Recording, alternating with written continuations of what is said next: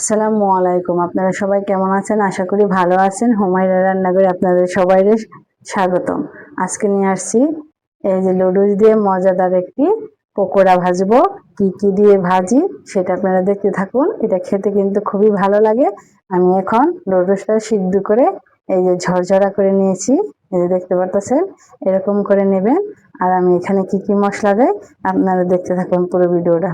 এখানে দেবো আমি পেঁয়াজ কুচি, কাঁচামরিচ কুচি আর লুডুসের মশলাটা, আর দিয়ে দেবো কিছুটা হলুদ গুঁড়ো, হলুদ গুঁড়া, সজের গুঁড়া অল্প করে, আর দিয়ে দেবো কিছুটা মরিচের গুঁড়া।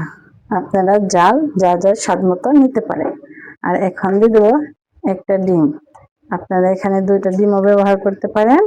আমি এখানে একটা ডিমই ব্যবহার করছি। এখন দিয়ে দেবো একটা ডিম। এখন আমি ভালো করে এটাকে হাত দিয়ে মেখে নেব।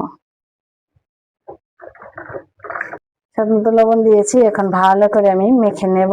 এই যে দেখতে পাচ্ছেন আমার ভালো করে মাখানোটা হয়ে গেছে। এই পর্যায়ে আমি একটা নিয়ে নেব কড়াই। একটা কড়াই নিয়েছি। কড়াইটা গরম হতে দিয়েছি আগেই চুলাতে। এখন আমি তেল দিয়ে দেব, সরিষার তেল।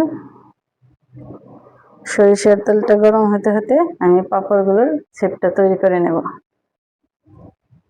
এই যে আমার পকোড়া ভাজা হয়ে গেছে। দেখতে পাচ্ছেন কতটা সুন্দর। যতটা সুন্দর ততটা কিন্তু খেতেও খুবই ভালো হয়। এরকম করে ভেজে খেয়ে দেখবেন, খুবই ভালো লাগে। একদম সহজ উপায়, সহজ পদ্ধতিতে ভেজে নিয়েছি। এরকম করে ভেজে বিকেলবেলা খেতে কিন্তু খুবই ভালো লাগে। এরকম করে ভেজে খেয়ে দেখবেন, খুব ভালো লাগে। আর ভালো লাগলে লাইক, শেয়ার, কমেন্ট করতে ভুলবেন না। ভালো থাকুন, সুস্থ থাকুন। আল্লাহ হাফেজ।